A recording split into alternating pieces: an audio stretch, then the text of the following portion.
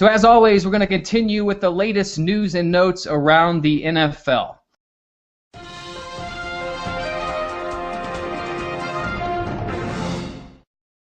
So unless you were born in a cave or been somewhere without internet or TV or something like that, you would probably know that Josh Gordon has finally, a decision has come down. He has been officially suspended for the season. Boo.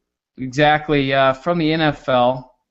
Took him long enough. But here's the caveat, and I would recommend holding on. If you have him in keeper leagues, I would still definitely keep him. If you've drafted him in just redraft leagues, I would hold on to him for the next week or so because there are multiple reports coming out all over the place, including Fox Sports, that basically says Josh Gordon is weighing his legal options, that he might sue the NFL in order to be allowed to play in 2014 via an injunction he might be able to get. This has a lot to do with how the test went down, has a lot to do with the state laws of Ohio from an employment perspective, and there's been some history of NFL players suing the NFL and having some positive results. So although it's probably not likely, if you've already drafted him with a late round pick, there's probably not somebody else on waivers that you just have to go get right now. They're probably still going to be there. So I would recommend giving it a little bit of time before pulling the trigger on that decision. So the big thing now is if he is suspended for the season, he is going to try to negotiate, I guess, with the NFL that he can actually start at OTAs next year, because technically when you're suspended a year, it's a year from the day of. Thus, he would essentially miss the entire preseason next year and then have to start 2015 right around game one with no time with the team. So those are the kind of the big caveats right now around Josh Gordon. Yeah, I did hear a little bit of an update about that the other day.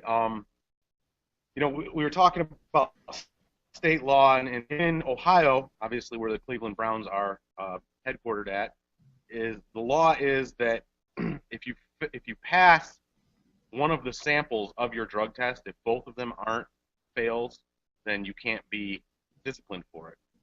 What I did hear, though, I heard it, I believe, on CBS Radio the other day. The NFL does not, because the NFL is not in Cleveland, they don't necessarily have to go by that. So there's a good chance that our friend Josh Gordon will be out for the season. Josh, look, man, I mean, my name's Cushman, for God's sake. I know what you'll like, but millions of dollars playing in the NFL, I'd probably even quit smoking weed for that, dude. Not to mention my fantasy team, Josh. It's no respect. No, none whatsoever. I mean, dude. Dude, 12th round keeper, brother. That's what I had you for. Come on. Dude, I'm grabbing my ankles. Grabbing my ankles. All right. So moving on. Steelers beat reporter says that the brass will not suspend Le'Veon Bell and LeGarrette Blount, but rather wait for the situation to play out through the legal system. Dwayne Bowe got suspended one game. That wasn't handed down until a couple weeks ago. Again, here we go with Roger Goodell and the NFL being inconsistent. One game for Bell and Blount. I mean, I get it was Josh Gordon's, third, fourth, fifth offense, whatever. It's time for the NFL to step into this century and stop punishing players.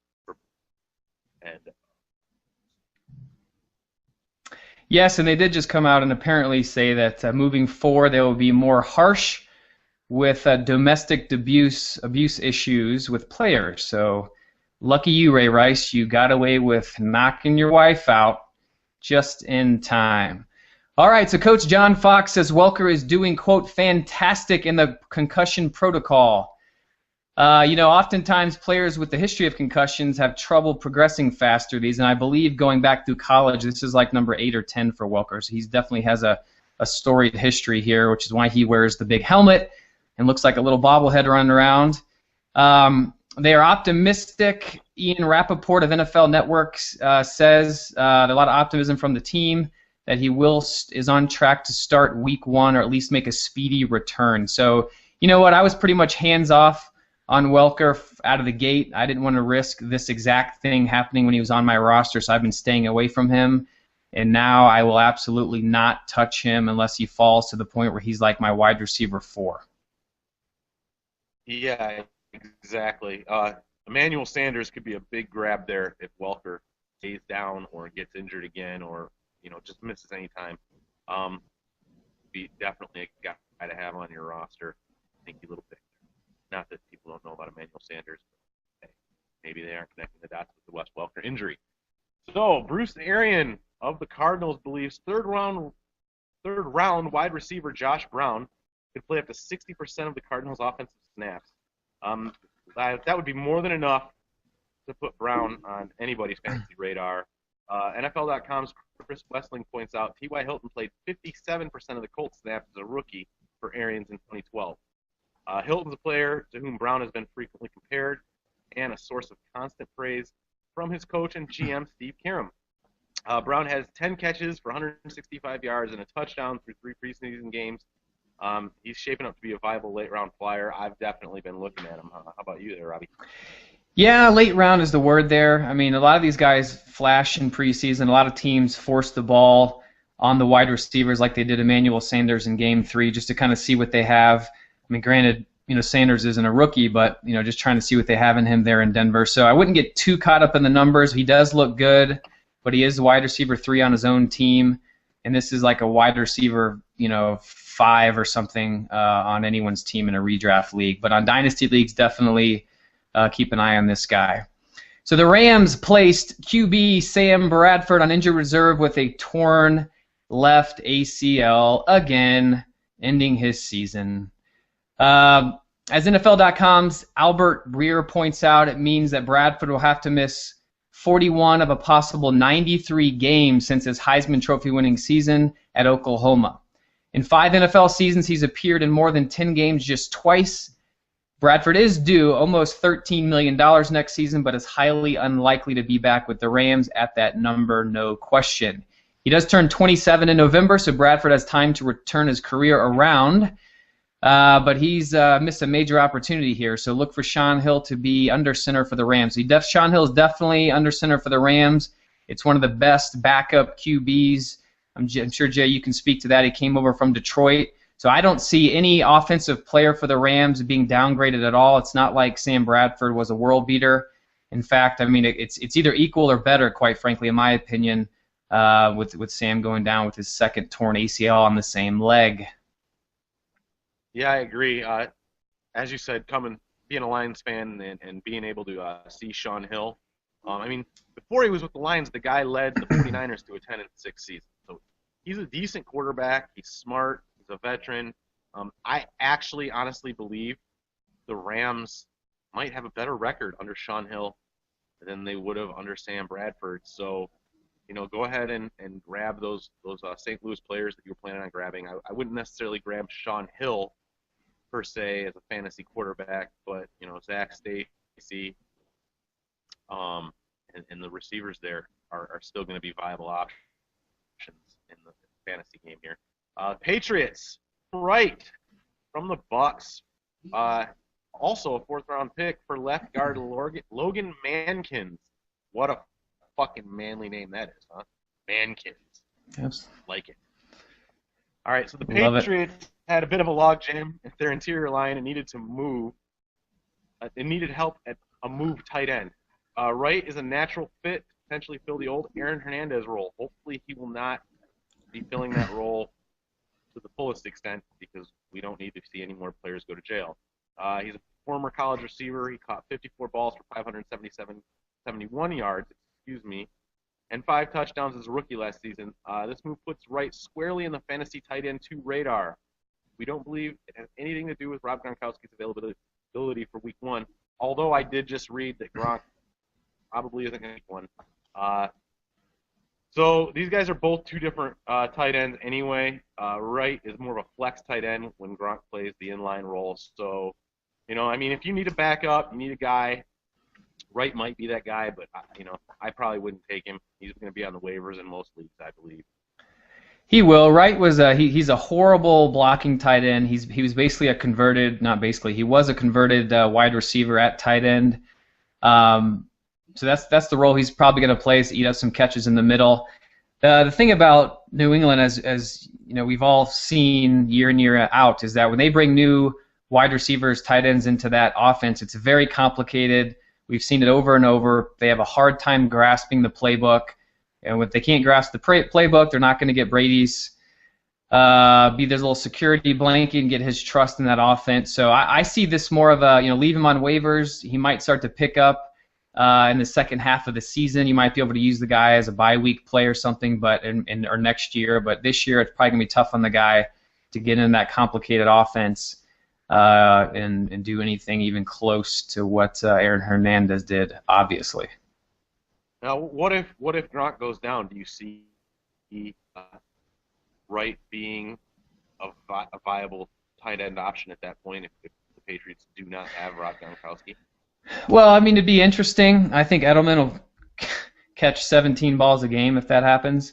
But it's still, I wouldn't feel comfortable in a 10 or 12 man league starting him in that role again because he has to know the offense and Brady's not going to trust the guy like he does Gronk, obviously. So it would be a swing for the fences type play. You'd have to be pretty desperate, in my opinion, to make that play. But it'd probably be a waiver wire craziness all around him if that were to happen.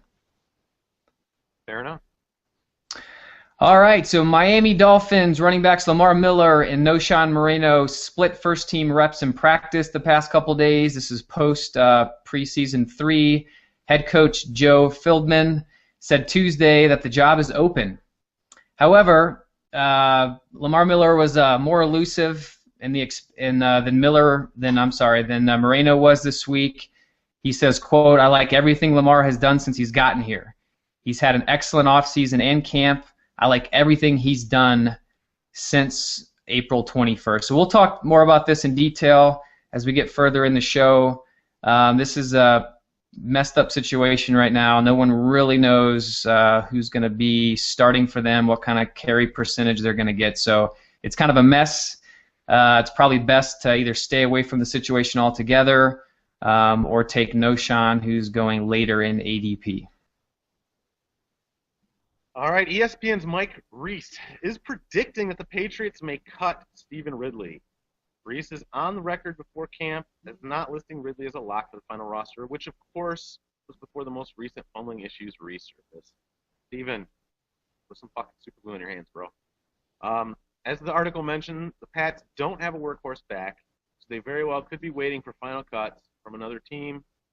As far as their decision on Ridley goes, they might take law firm or something like that if he gets cut. Ridley would like to land somewhere else, but probably not in the potential role he would have in New England, so owners need to stay abreast of the situation. I was staying away from this guy anyway. Shane Vereen's the guy to own in New England. Stephen Ridley, not so much. You got any thoughts on Ridley moving? Yeah, I mean, I'm intrigued by the guy because of what he did a couple years ago. He had like 13 touchdowns or something ridiculous, and he's actually a really good talent. So able to get him so late, he's such a flyer that could have a ton of upside because we've seen him do it before. It's not like a rookie we haven't seen do it, but unfortunately for him, we've also seen him fumble numerous times, been benched numerous times, and he put the ball on the turf preseason game number 2, I believe it was, so that didn't bode well for him. So, yeah, he's kind of a stay away from guy. We'll see over the weekend if he were to get traded, how that would affect. That would affect a lot of different things. He'd have to be put on waivers, and he would not clear waivers. Somebody would definitely snatch him up, like maybe a Tennessee or somebody. But we'll just kind of have to wait and see. God, no, not Tennessee. Thank you. I'm on my fantasy team. On our next show, we'll be discussing Week 1 waiver wire grabs, along with helping you decide who to play in Week 2. We'll also be doing a show moving forward every week starting now, so tune in to get the latest waiver wire pickups and find out who you should be starting week to week. In the meantime, go to redzonewarriors.com where you can watch previous episodes, see our rankings, and subscribe to and rate the show via iTunes. And don't forget to follow us on Twitter and tweet us all of your fantasy questions at Redzone Warriors. So for the Cushman, I am Rob the Commish Smith, and we will catch you next time.